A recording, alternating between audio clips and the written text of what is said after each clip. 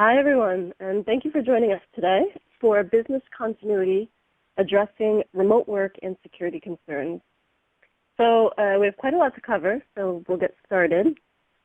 This session is brought to you by both N2WS and NetFoundry, and we'll be showing you how to address sudden new requirements as we're all still adjusting to this new remote work reality.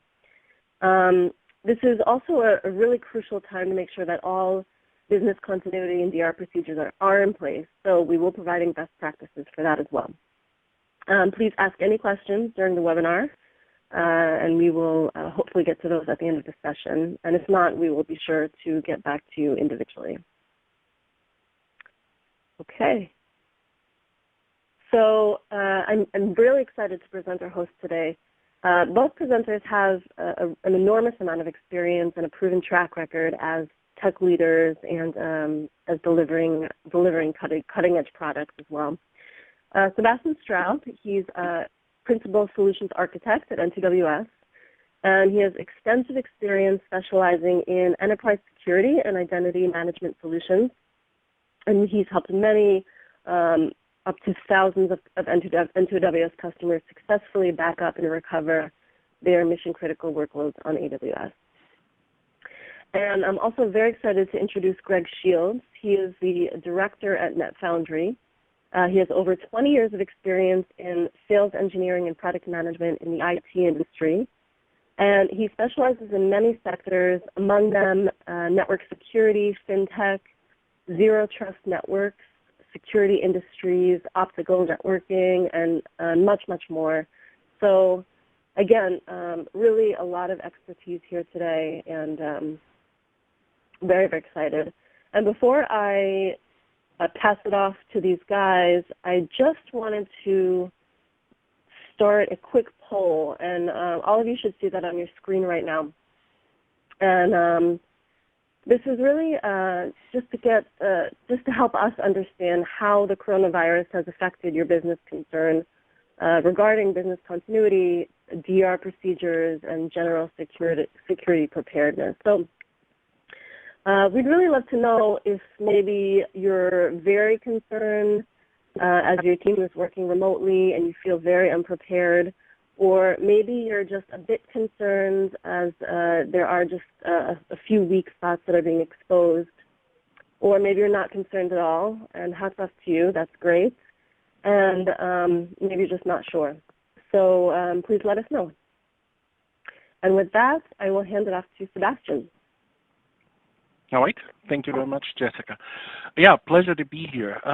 So let me tell you a little bit about N2WS. So N2WS was founded in 2012, so we've been around for quite a long time. And we are the top-rated and award-winning AWS marketplace solution for backup and recovery. And also, we were purpose-built for the AWS cloud. We were born in the cloud, for the cloud, utilizing cloud-native technology. And the distribution is pretty simple. It goes through the AWS marketplace, which just comes as a virtual appliance that you can just deploy in your environment. All right, I'm going to hand it off to Greg. Thank you, Sebastian. Good afternoon, everyone. Thank you for joining us today. A little bit about NetFoundry. We're a bit of a kid brother, a bit younger than N2WS and Sebastian's company. We were actually started in 2017.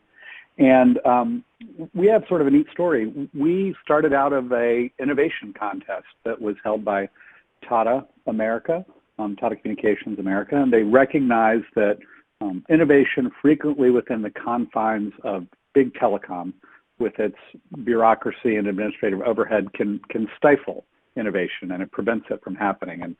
And Tata recognized this, so they wanted to have this innovation contest to encourage and be able to fund innovation, but do it outside of the confines of their telecom-based company. And we pitched the idea and won it, and were funded, and we were actually a company within a company at Tata since our founding, but just this past year spun out and became our own independent company, incorporated in Delaware, and we're headquartered in Charlotte, North Carolina. Our approach to wide area networking is really different in that we follow what's known as a zero trust model, and that's something that certainly if you wanted to get into deeper at a different point, I'd love for you to reach out to me. I'd be happy to have that conversation with you. But essentially, we look at networks as, at the fundamental level, you should never trust any device anywhere on your network, no matter what it is, unless that device can authenticate, prove it is who it says it is, and then it should only be given access specifically to the resources it needs to do its job. It should not be able to move at will all around the network.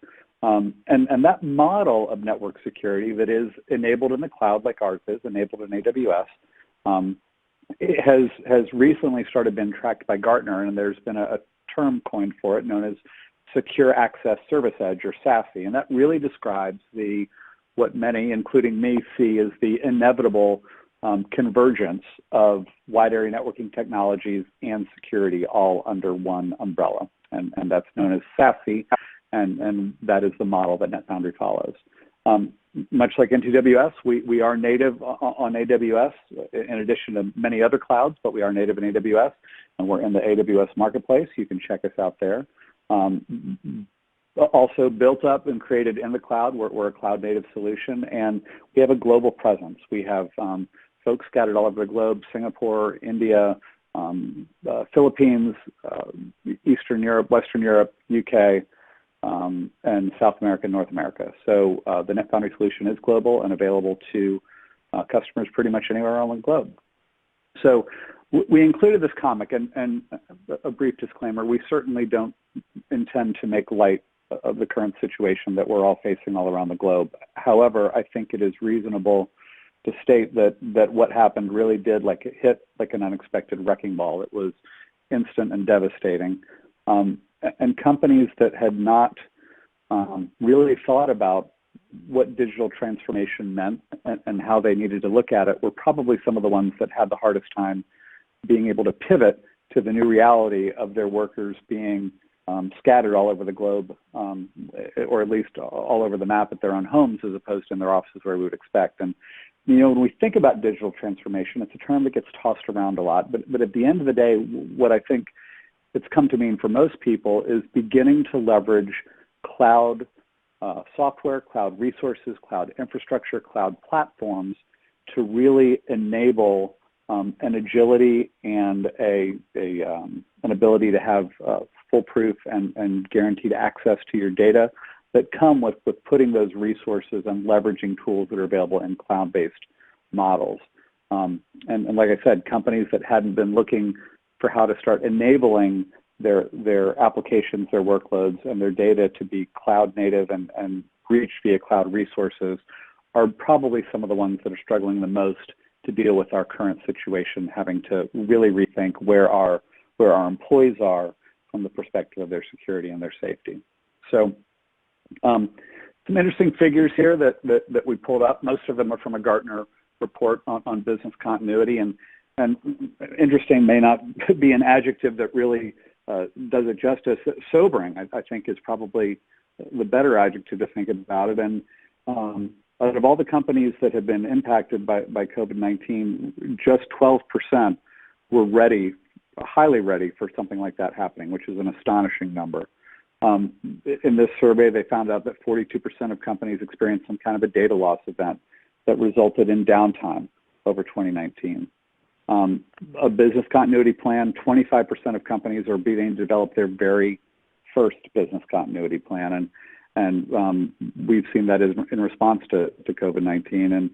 And then as far as organizations being able to fully support their remote workforce, only 16% were really ready to do that. So those, are some interesting numbers, and I guess we share those with you for a couple reasons. One is if you're feeling that you weren't prepared for what's happened, it's certainly not a knock on you. It shows that you're in good company, and many organizations and enterprises across the globe were completely blindsided by what's happening. But hopefully this will be an opportunity for all of us to really take a close look at what our BCDR plans and structures are, and then able to better handle something like this if and when it inevitably happens again. So Sebastian, I'll pass the mic back over to you. Thank you. Yeah, and Gartner just released another interesting survey which says that 74% of companies expect to have their employees work remote in some capacity to some extent, even after COVID-19 is a distant memory. So this means this is the new reality. This isn't going to blow over and we'll go back to normal. This is the new normal. And I think we're also seeing this with the numbers here in the poll that we have right now from the audience. I mean, a good two-thirds says that they're at least a little bit concerned about their current situation. So I think it's pretty useful that we're showing customers what they can do to really get ahead of the game here. So here, all providers struggled with new demand for service when this all started. Like many others, I saw the influx in cloud services through the last few years, but we've seen this sudden increase in demand skyrocket over the course of just a couple of weeks instead of a couple of years, what we thought. And the different cloud services, so they experienced an unprecedented surge on their offerings, and that came with stressed and sometimes unavailable services. I guess the analogy here would be toilet paper, right? I certainly never thought there'd be a shortage, but then enough people want a service, and even the largest providers can get distressed, TP or otherwise. And in the past, cloud service providers and companies had reserves built in for sudden spikes in usage. Just think Christmas and Black Friday, but this is completely different. Yesterday's spike is today's baseline. So this, again, isn't going to go away. And one of the things that we're certainly seeing is, if you recall 5 or 6 years ago, there was certainly a prevailing wisdom around the industry that physical servers were going to go the way of the dodo bird and everybody was going to move everything to some sort of a cloud. Well, what I think we've ended up with now is that it isn't one cloud, it's multiple clouds. So many enterprises and businesses have a multi-cloud environment where they have some workloads in AWS and some in GCP and some in Azure. And then they've still got some applications running on virtualized servers and maybe even some others running on physical servers. So all of a sudden you find that you have this hybrid cloud, multi-cloud environment to handle all of your workloads. So what naturally then becomes the question is, you've now created a network that has some very different endpoints than what have traditionally been a requirement for a wide area networking solution. And in the event that say you had a physical data center that was hosting a server with applications and based on some sort of a disaster recovery or business continuity event, you need to migrate those services from that physical data center up into a cloud resource. Or let's say you had something running in Azure and with the massive increase, Microsoft was not able to keep up and you wanted to move it from Azure over to AWS. Do you have the kind of network in place that gives you the security controls and the agility to be able to move workloads from different clouds and different physical environments quickly to react to instances just like what we're experiencing today with our current environment? And so that's an important thing to consider, is really how you are able to keep applications from really being tied down based on a network. You want the network to be there to enable application flexibility. You don't want it to hamper your ability to have your applications be in the right environment for their best possible experience by your users. And Sebastian, I'll hand it back to you. Well, everything fails all the time. Even Werner Vogels from AWS says this. And I think one thing that we shouldn't forget is the cloud is really somebody else's computer in somebody else's basement. So not much has changed. And business continuity and disaster recovery, a lot of times this comes up in our customer meetings, and we get asked, what's the difference? Isn't that the same thing? Not quite. To put this in other terms, think of a ship like a large cruise liner, and no, don't think about the Titanic, even though it's April, but your IT infrastructure equates to the engine room. You need the engine room to keep the ship going, keep the pumps going, keep the electricity going, and your business continuity plan is the bridge, the mess hall, the galley, everything else needed to keep that ship and the crew going.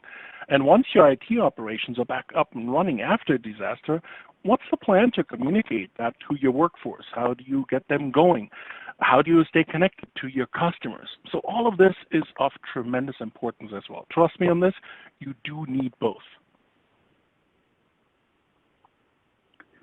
And as we think about enabling these workers that are now remote, that are under shelter-in-place orders, that are trying to be able to continue to handle their job responsibilities even though they're in an environment that they may never have had to work out of before, there's really some critical areas that we have to think about as we address this reality. And the first one is certainly the most important, and that's the safety of our employees, or if we're a school system, our students. We want to guarantee that as those folks are able to continue to do their jobs, they're able to do it in such a way that they can do all the things that are being recommended to them to make sure that they're protecting their health and their safety and the health and safety of those in their communities. But what often goes along with that, if we do have them in the right place for their physical well-being, that doesn't always put them in the best place for device well-being or your internal network's well-being.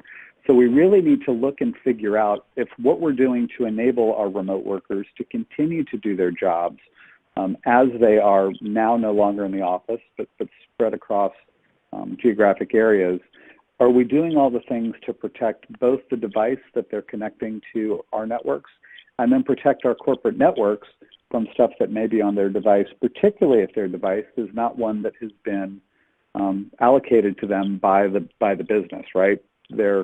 One of the things that's happened with the spread of COVID-19 across the globe is one of the first areas impacted was China. And so many of the components that are part of technology boxes really come from China. So, companies like Dell were back ordered on being able to provide laptops if somebody wanted to buy them. So, what do you do if all of your employees have had desktop computers at the office, but now they have to work from home and you don't have the ability to procure for them corporate allocated devices that you make sure have all the proper endpoint virus software and what have you on it? So then you're faced with what is often the chief security officer's biggest nightmare, which is how do I let them connect their home devices, and God knows what kind of software is on those, to my corporate network. So that's when you have to start coming back to this zero trust mentality. How do I lock down my applications and my network so that once somebody connects to a resource that they need, they're unable to move laterally inside my environment? And that becomes particularly critical when you're doing a rapid deployment of some sort of remote access technology, particularly to your employees that are using their own devices. And lastly, we want to worry about productivity, right? How do we enable them to continue to do their jobs in the way that they need to keep the business moving forward? And so you want to make sure that as you look for a remote access technology, that you're able to not only deploy it quickly, but you make sure it has agility to it, because invariably there's going to be somebody who's given a profile that they can't reach the thing they need. Can I quickly change that and give them access to the resources that they need? Or do I have to open a ticket with some third-party provider and wait for that to get escalated up the chain and get a level 2 tech to call me back? So as you're looking for those business and continuity requirements, it's important to make sure you really put in place a solution that is going to meet all the needs of protecting not just the safety and health of your employees, but the safety and health of your network and the ability for them to remain productive. Greg, I'm just going to interject quickly because I wanted to put up another poll. So you also see a question regarding your greatest area of concern right now in your role as you support a remote workforce. So this relates to what Greg was talking about in terms of what your focus is on. So maybe it's the productivity issue and ensuring that your employees are collaborating and your procedures aren't being discontinued in any way. Or maybe it's a struggle to accommodate any increased need for compute and storage. Or maybe it's the security issue. That's a big issue with data and devices and employee permissions that are working remotely.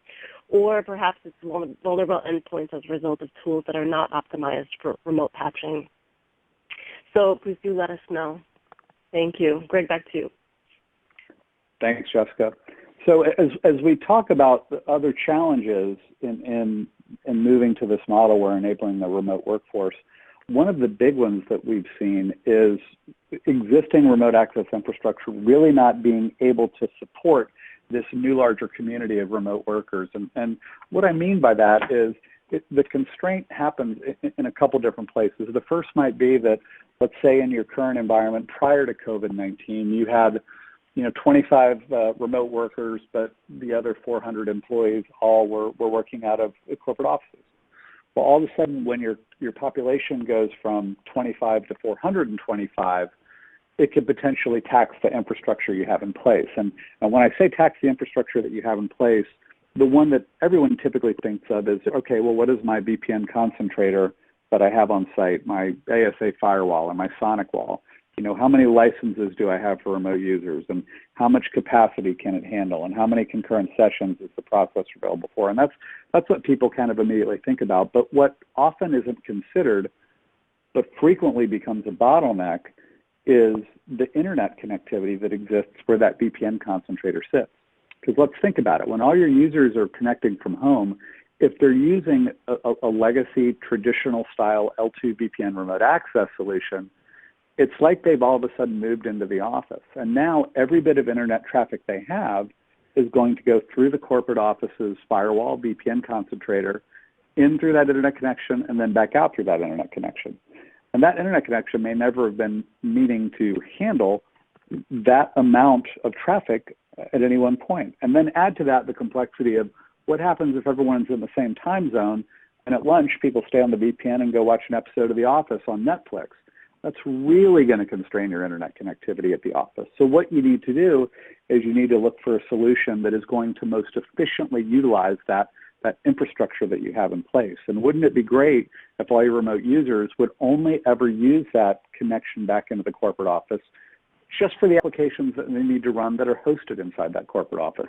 And if they want to go do some shopping on Amazon or watch Netflix at lunch, that's taxing their own local internet connection. It's not putting any burden on the infrastructure that exists at corporate to serve the corporate business interests and applications. And I think Sebastian, you had said that in your business you guys have seen a real surge in both cloud compute and storage resources. You want to touch on that a little bit? Oh yeah. I'm still laughing about your comments about everybody is doing their shopping from their VPN now, or their YouTube searches. Of course, all work related. 100%. Well, so as we already talked about, I mean, once the work from home initiative hit, the different cloud services, some of them really buckled under that unprecedented surge their offerings. And this is something you should take into consideration when you're planning your business continuity and disaster recovery plan. Because previously, we always thought of DR as, it's a per company occurrence. Well, truth is, the problem is far more global now. Because there will be times when everyone wants disaster recovery and they want it now. And you need to be prepared to deal with this changed landscape where the storage and the compute resources, well, everybody will want them at the same time. And the other thing, and we touched on this a little bit with our digital transformation discussion earlier, is how do we quickly migrate apps to the cloud? And that comes back to what I was referencing earlier about, do you have a network solution in place that allows you with agility to make modifications, changes, add new endpoints, all without having to go through a cumbersome order process that you might traditionally find with a telco?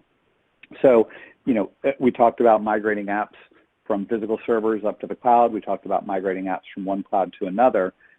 It's important to have an infrastructure that supports all of that kind of connectivity, again, without having to look at everything going through, we often refer to it as a trombone, to hub and spoke back through some central point, again, taxing potential connectivity that you might have in place at the corporate office.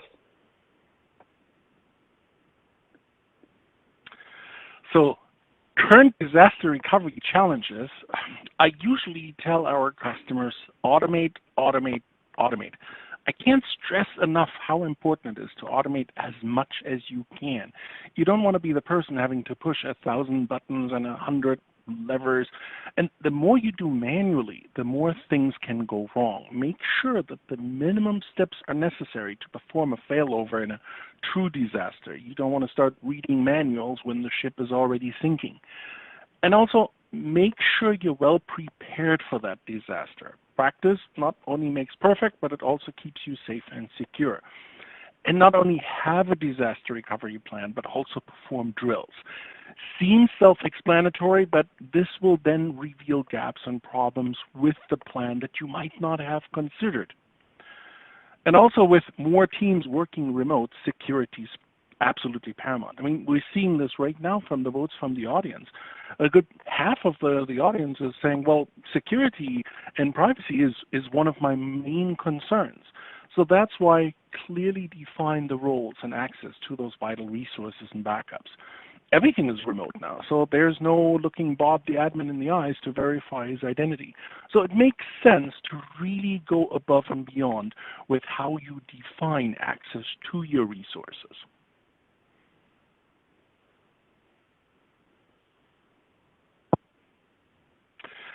So this is on top of the existing DR challenges.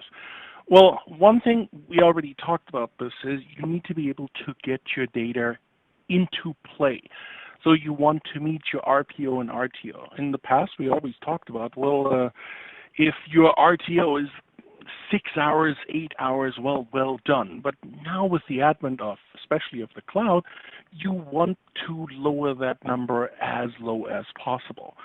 So what we see with N2WS is we actually have requirements from some of our customers to perform backups every 5, 10, 15 minutes. And once you're in the cloud, this is something that you can accomplish because N2WS just backs up what has changed in the last 5 minutes, and even in a high profile, high volume production environment, not much changes within 5 minutes. So you can actually achieve those RPOs. And the same thing goes for RTOs. I mean, you want to have numbers as low as possible.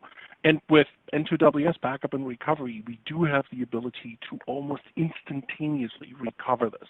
We have RTOs of 30 seconds and less. And you know, Sebastian, we've also seen really some concern about that scaling of data. You know, and again, that's why we see cloud as such an important resource, not just for business in general, but certainly particularly when it comes to a disaster recovery sort of a situation, because the disaster sort of by default is going to act like is going to imply that there needs to be action taken quickly. And what's the best way to scale compute right now? And it's without a doubt cloud. And that, along with its agility, I think can easily be attributed as the reasons for why cloud has become so popular recently, and we only see its popularity increasing. You know, back on one of the earlier slides, Sebastian mentioned that Azure utilization had increased 775%, and I think he also said today's spike is tomorrow's norm. So, you know, we see that scaling of data being critical, and cloud as being the perfect infrastructure to scale with it. But again, what do you do to ensure that the rest of your infrastructure can scale along with your compute? And if you don't have a network solution in place that has the ability to quickly scale, that has the ability to scale on demand, if you're counting on, you know, boxes and wires and placing service orders with some big telecoms, you're not going to have the agility to scale the rest of your environment to match what you can by scaling your compute inside public cloud resources.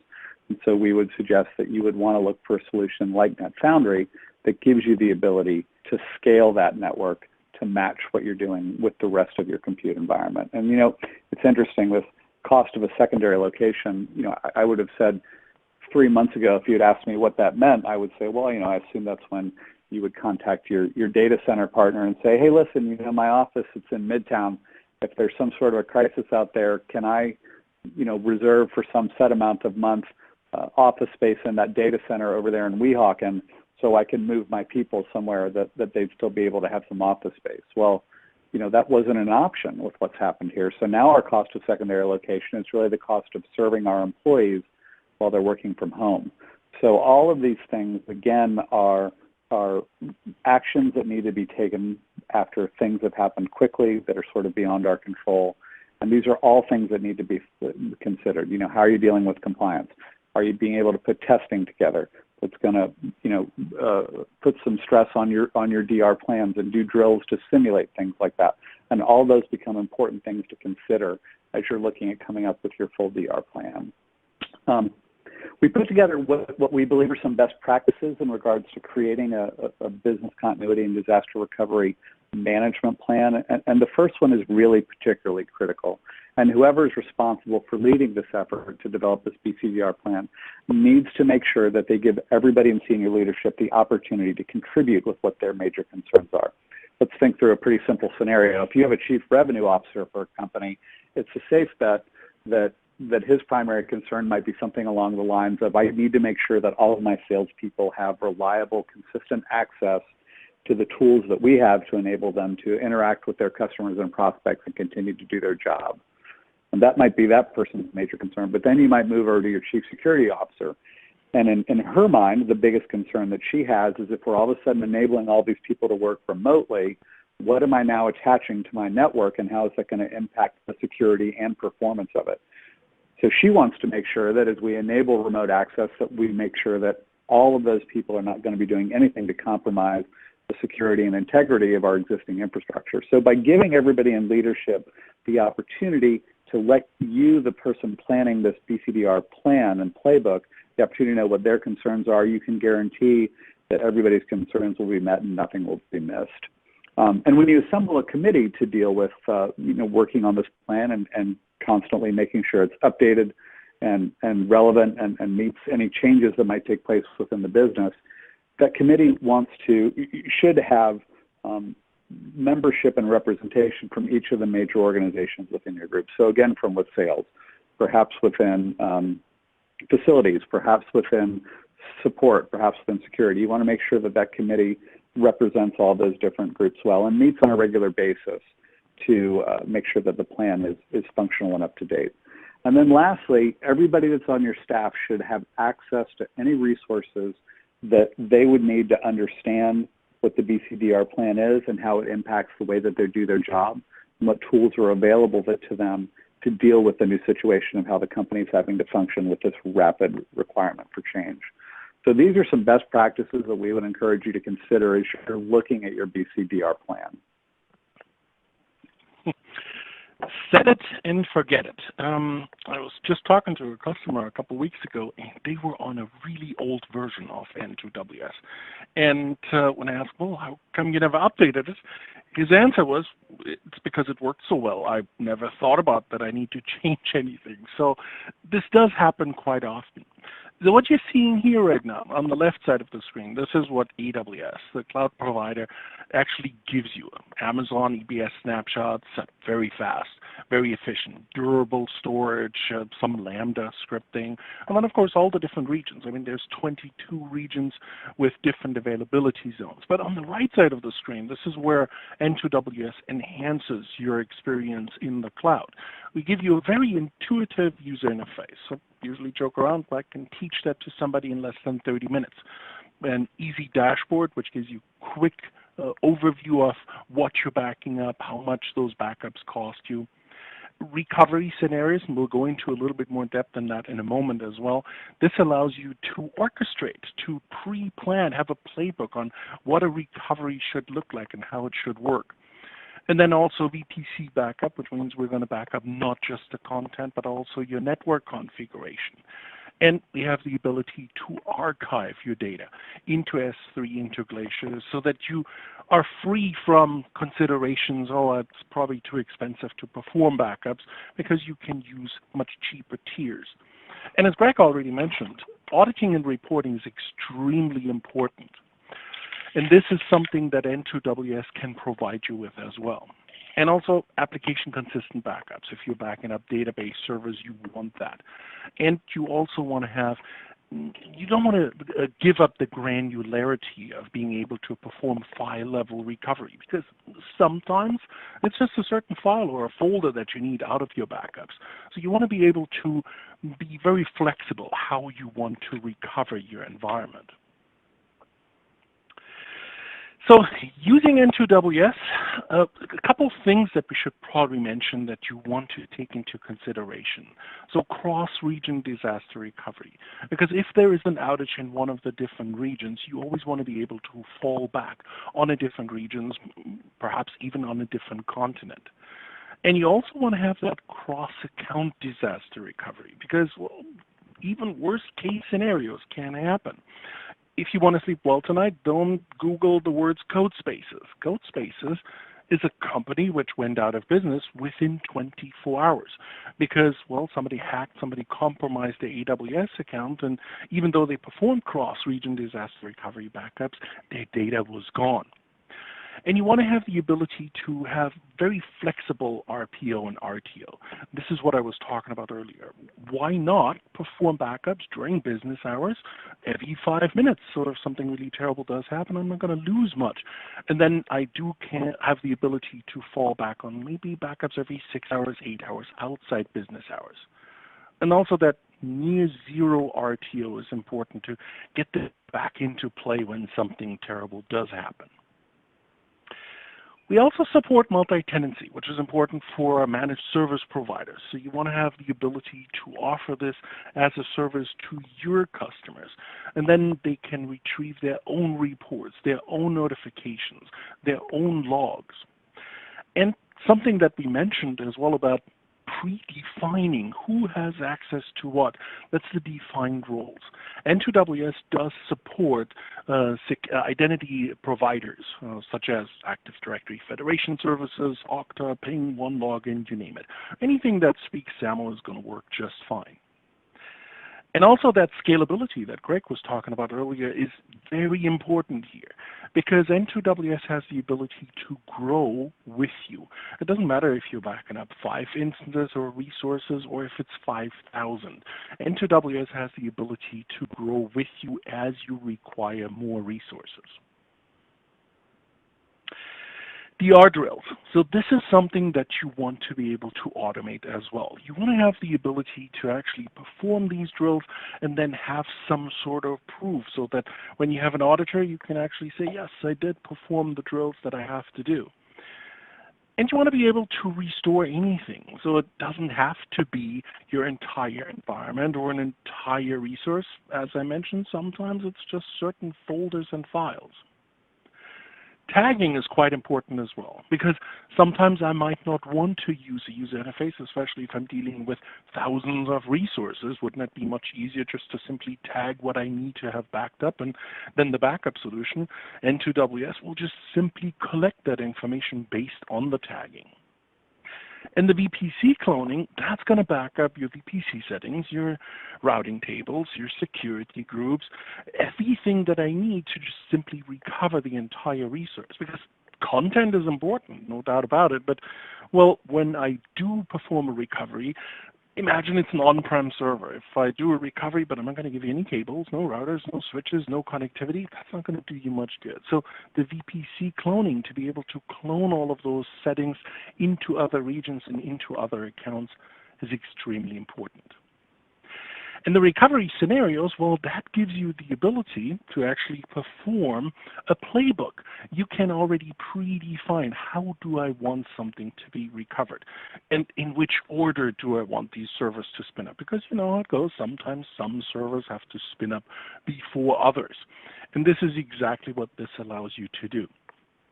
You can also perform dry runs if you need to have that proof that you performed that disaster recovery drill that we mentioned earlier.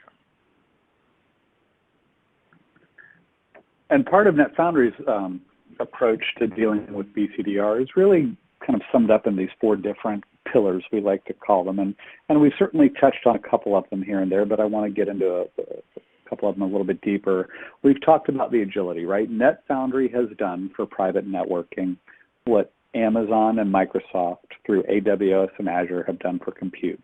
We've made it scalable, we've made it instantly available, and we've made it simple.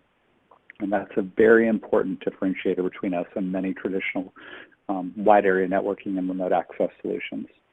Again, we focus on security. We've talked a little bit about zero trust and why it matters. We use AES 256 encryption for all of our traffic. You can build smaller sub-networks inside your larger one that we refer to as AppWANs or application wide area networks. And that's a micro-segmentation feature that's part of our tool. We follow the software-defined perimeter. In other words, every different device or entity anywhere on a network has its own perimeter as opposed to a traditional perimeter security model where everything inside is trusted, everything outside that perimeter is untrusted. And we follow a least privilege access model. So just because you're a member of a NetFoundry network, your default state is you can't get anywhere. You have to be specifically given access to the resources that you need to do your job. And those resources are constantly checked by a controller infrastructure to make sure that there's never been any changes to them.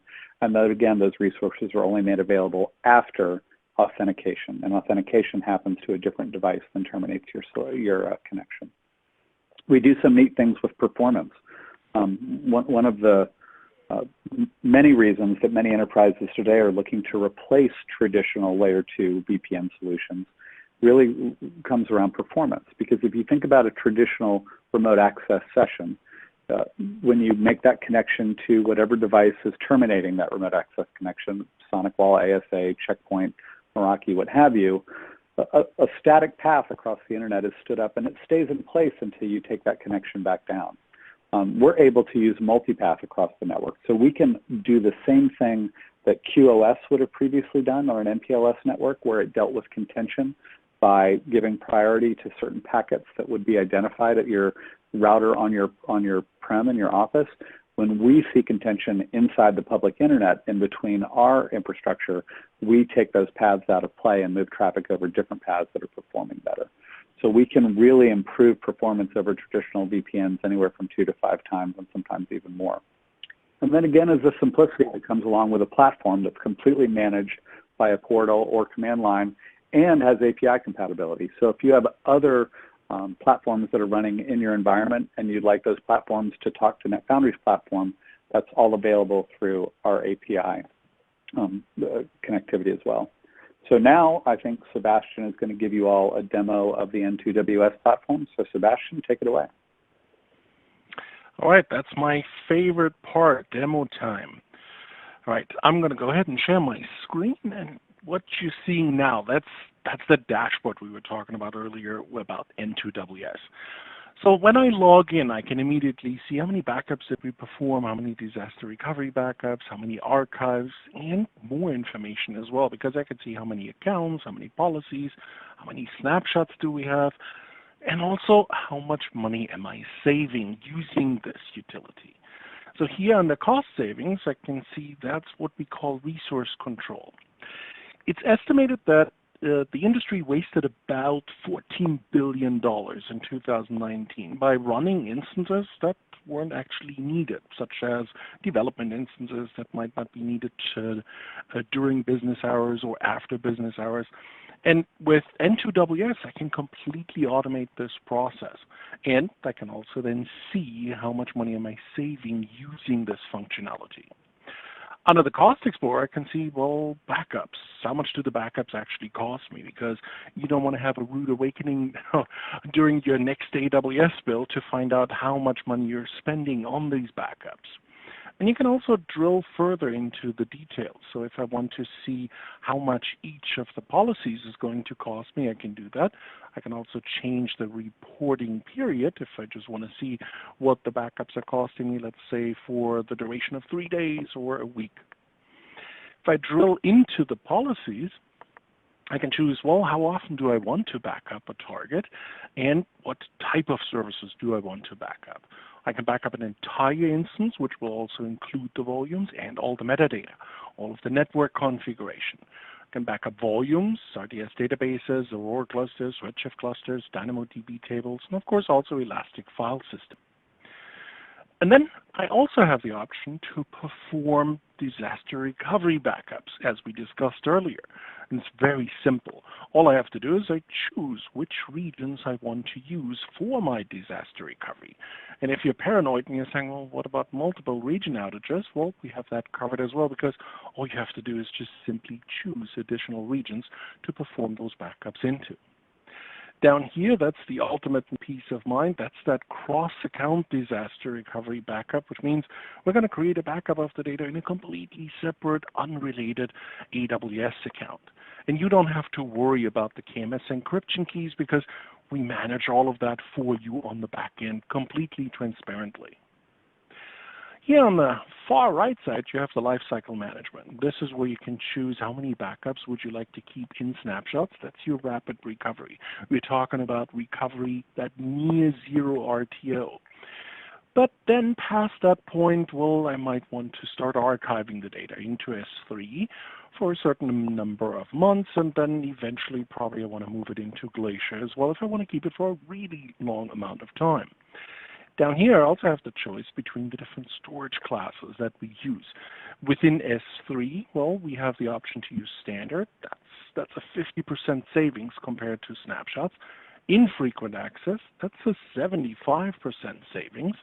And then over here under Glacier, well, that's a 93% savings. And ultimately, we have the option to even use Deep Archive Glacier. Deep Archive Glacier, that's a 98% savings, which means you're only paying 2% compared to regular snapshots. And again, this is completely automated to slowly move the data into your storage. I did mention the recovery scenarios, and I did promise you that we would talk a little bit more about them, so let me show you how this works. Here I already have two recovery scenarios pre-planned.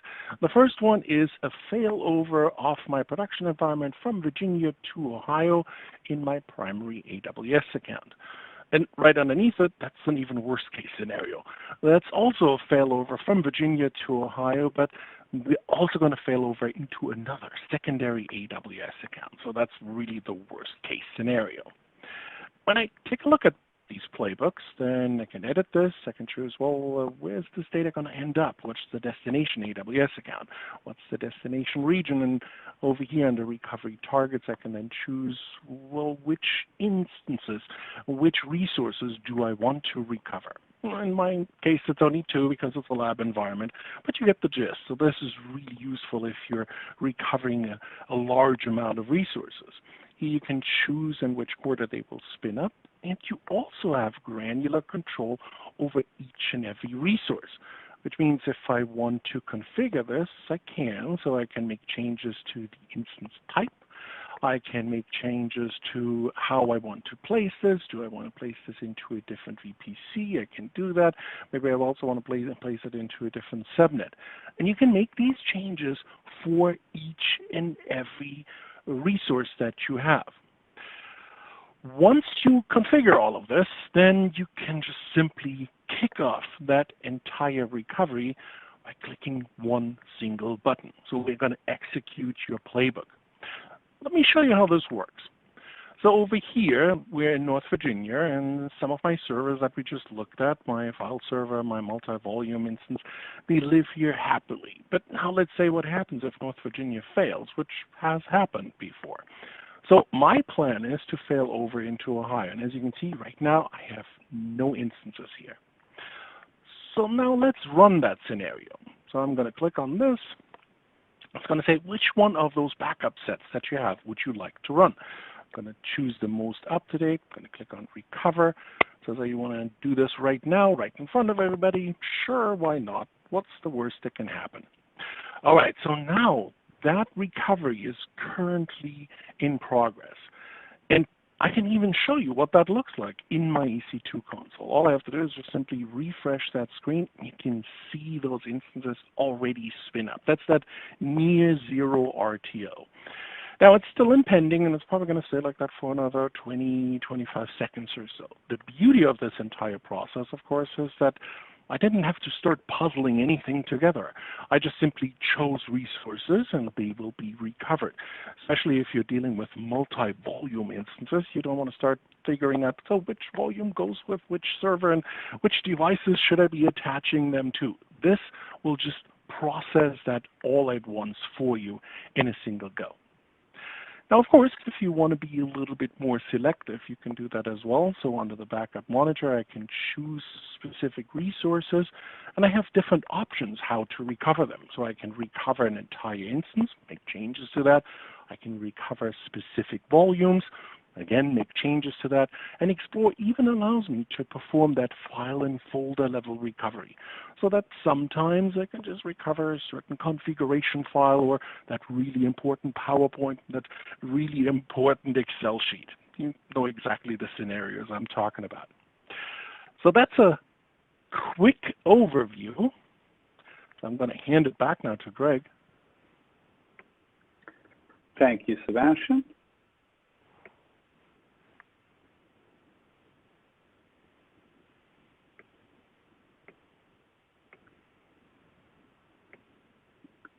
So this is the NetFoundry portal. And anybody who's a NetFoundry customer, this is where they come to get into their environment. Your environment has an organization name, and that organization name actually becomes your URL for logging in. So in this case, this is an organization that we use internally at NetFoundry to fiddle around with. There's no production traffic on it, but it is our production environment. So nfsales.nfconsole.io would be how I would log into this. And when you log in, if you required it, we do support a two-factor authentication method for anybody logging into our portal. And we also have the ability to define specific roles for every user who gets into our portal. So there could be some who could have full admin rights to create networks, change networks. There can be people that can have rights to maybe just add endpoints, but not have the ability to change networks entirely.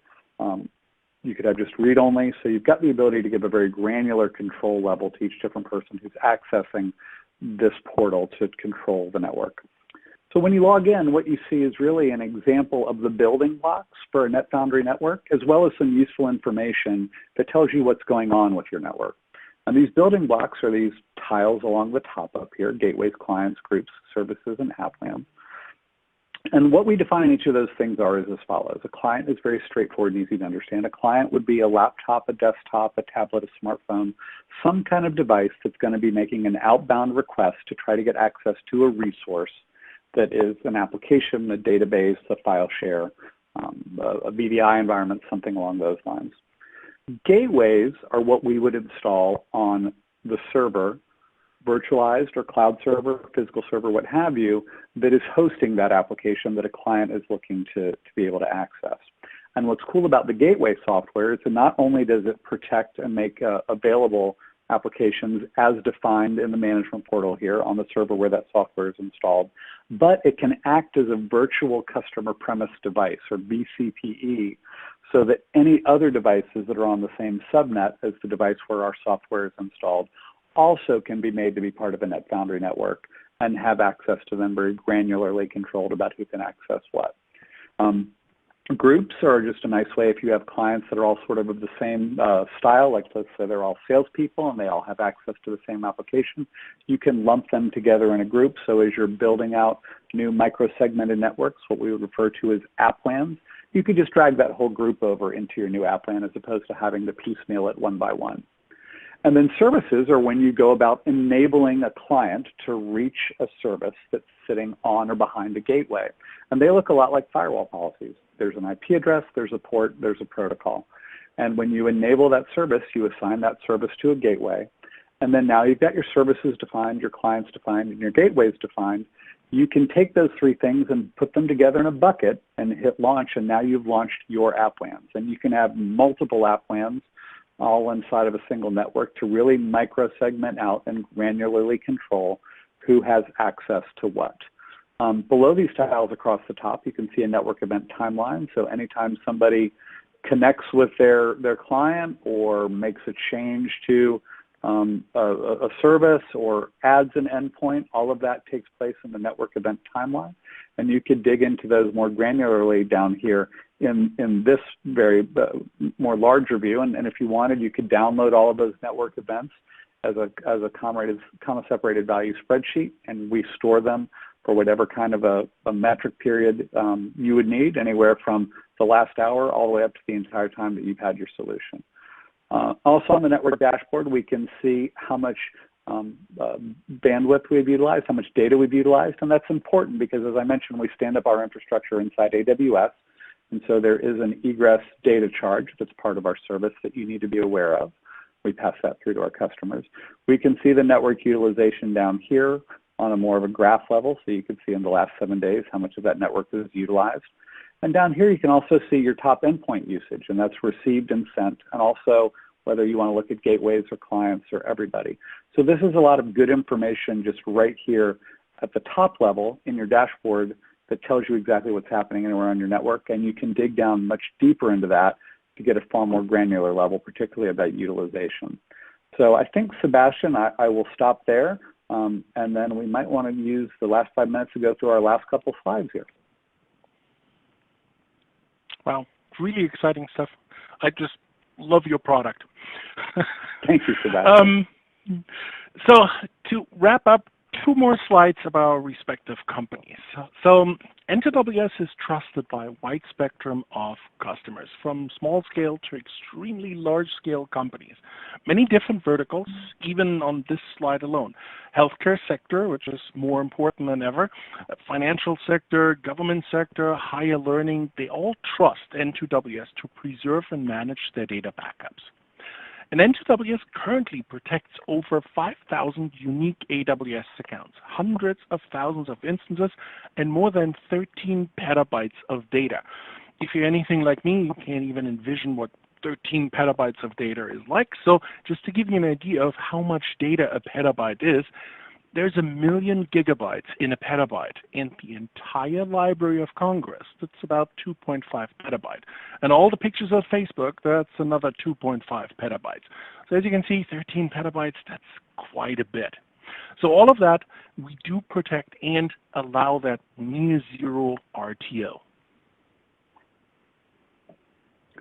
And I wanted to share with you guys a story about one of our customers and how NetFoundry's agility enabled them to immediately deal with the challenges that they had moving to a remote workforce.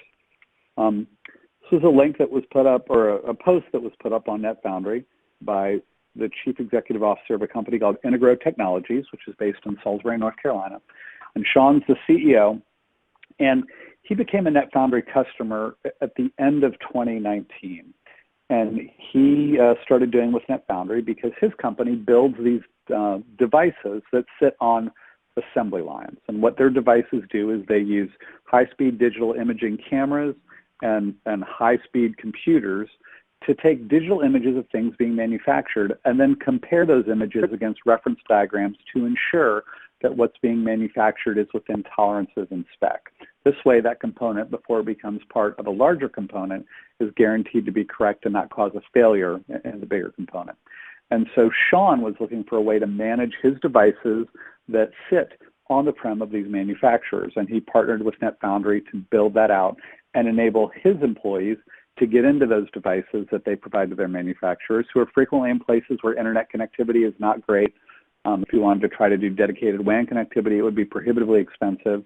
And whereas before, Sean used to have to frequently do what he referred to as a plane roll, or put one of his employees on a plane with a laptop, go on-prem to this manufacturer, sit down next to the machine, log into it with a laptop, and get into the management software that allowed him to modify either software that was on the cameras or the programmable logic controllers that were all part of that system. His employees could now do that remotely, and he was thrilled with the system, and it worked exactly the way he wanted it to, and it saved them lots of money and increased efficiency and their customers' satisfaction with their product because of their ability to troubleshoot and change configurations quickly. But then when the COVID-19 pandemic hit and his company received the order in North Carolina to shelter in place, Sean didn't have an infrastructure in place for secure remote access, but he was a NetFoundry customer. So he and his IT lead logged into the NetFoundry portal that you all saw just a few minutes ago, quickly created clients for all of the remote users, built out app LANs with services to enable those remote users to access the internal resources at NetFoundry that they needed to access to be able to do their job. And he says here in this quote, I was able to configure and activate our entire staff of about 45 people for remote access to various on-premise local workstations and servers in under 2 hours with a range of permissions for users and or groups. So it really is that agility which enables companies to quickly deal with disaster events that are unanticipated when they leverage cloud-based resources like cloud, AWS and Azure for compute, N2WS for backup, and NetFoundry for network.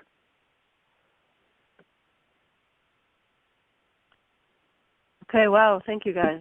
Wow, that's a great use case, and it's really fascinating, especially seeing the demos and how all this comes together. And by the way, you can see other reviews on the marketplace for both products, so be sure to check those out. Those are always great to see, just to see how other people are using the product.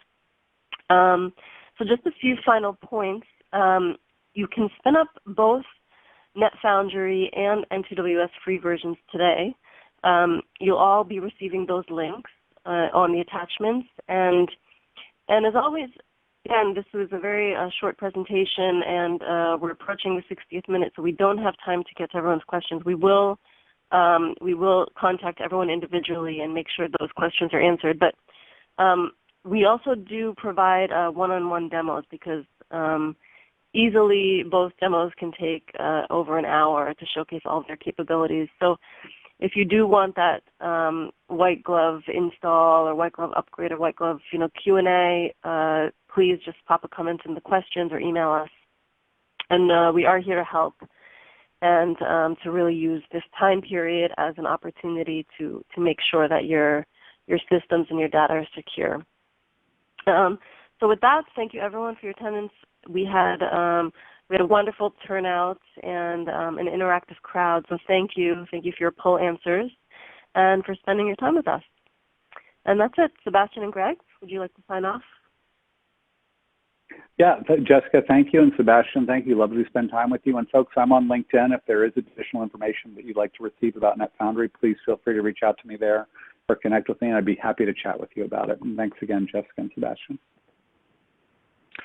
Yeah, with the working from home situation, I guess we can sign off by saying thank you for inviting us into your homes this afternoon. It was a real pleasure. Well done, Sebastian. Yes. Okay, bye everyone. Have a great day. Bye-bye. Thank you. Bye.